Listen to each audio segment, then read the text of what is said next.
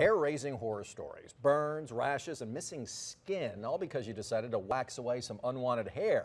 The procedure is so popular these days, hair removal services are popping up everywhere. First Coast News' Claire Sims joining us live with what you need to know about how to spot a salon that could get you in a sticky situation. Good morning, Claire.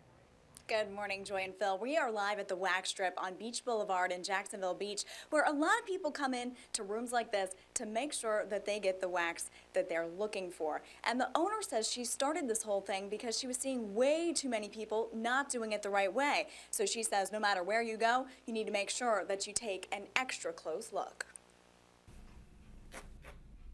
Ouch! Sometimes removing those pesky little stray hairs can come at a price. It's something you want to try to avoid at all costs. More and more salons and spas are adding waxing to their list of services. But Joy Ochoa, president and founder of the Wax Strip on Beach Boulevard, says not all cosmetologists take proper steps to make sure the procedure is sanitary. Some people say it's not important, that this does not carry bacteria back and forth. But I have seen people go to doctors firsthand and all of a sudden they have a staph infection. So before you get a single hair removed, search for a license. The person working on you should have a cosmetology license posted in the salon. Sanitize. The cosmetologist should wash or sanitize her hands before touching you at all. Survey. Make sure the room, the tools, and the wax look clean. Sticks. Do not let the cosmetologist double dip a stick into the pot of wax. To wax an eyebrow, you may end up using 6 to 8 sticks, and they only want to use one, to cut costs. If you see anything on the table that looks out of place, or if the cosmetologist does something that makes you feel uncomfortable, don't be afraid to get up from the table. A lot of us don't have that in us to get up and walk out of a place. But for your health and safety, if you don't want anything on your face, because it could turn into a serious infection, and it can be very traumatizing. Okay, so say that you just got your face or anything else waxed. The salon did absolutely everything right, but you walk out the door. There's some things you could be doing wrong when you go home. We'll have that part of the story coming up on Good Morning Jacksonville at 6:45. We are live at the Wax Strip. Claire Sims, First Coast News. All right, Claire, thank you. And folks, remember, don't be afraid to ask to see your cosmetologist's license. It should have his or her name and a recent picture on it. For more safety tips, just go online at firstcoastnews.com. Look for this story under local news. Welcome back, everyone. Our time is now 6:45. Right now, the Good Morning Jacksonville team is covering everything you need to know. Top stories, weather, and traffic. It's your 15-minute power block of nonstop news.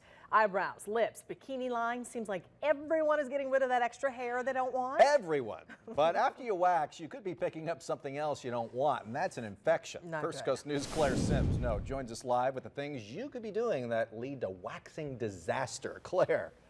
Good morning, Phil. That is exactly what we're talking about this morning. Now, we're live at the Wax Strip on Beach Boulevard, where they say they do every single thing inside this room to make sure that you are safe. But it's what happens after you walk out of the spa that could put you at risk. Quick, effective, hair-free. Waxing is almost a painless process. But if you're not careful, the real pain could start after you get up from the table. Joy Ochoa, president and founder of the Wax Strip on Beach Boulevard, says removing hair exfoliates your skin, which can leave your pores open and exposed. They can be even more susceptible if you've recently gotten a spa treatment on your face or if you're on acne medication. So you should get tweezed instead of waxed. A lot of times waxing and those treatments do not go hand in hand. To avoid an infection, you should wait 24 to 48 hours after your wax before getting a pedicure, before getting into a hot tub or a bathtub, or before going tanning. All of a sudden you could end up with a very bad sunburn. And be careful not to rub or run your fingers over the area over and over. A lot of women break out on their lip, and they don't know why. It's because they find that they're touching it. And the last thing you want is germs from your fingers or anywhere else getting under your skin. All that bacteria, you're opening yourself to an infection.